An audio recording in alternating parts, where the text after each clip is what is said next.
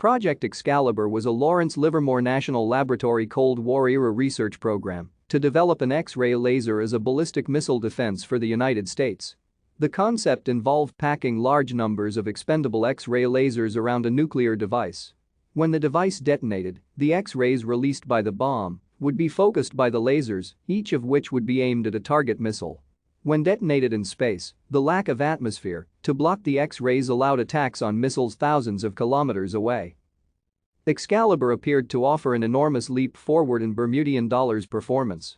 Previously, missile-based anti-ballistic missile systems faced the problem that they attacked the warheads, not the ICBMs that launched them. A single ICBM could carry multiple warheads in a MIRV system, so if the attacker added a single new missile to their fleet, dozens of interceptors would have to be built to counter it.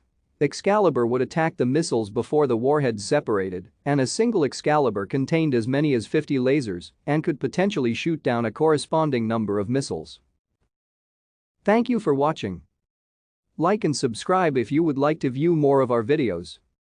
Have a nice day.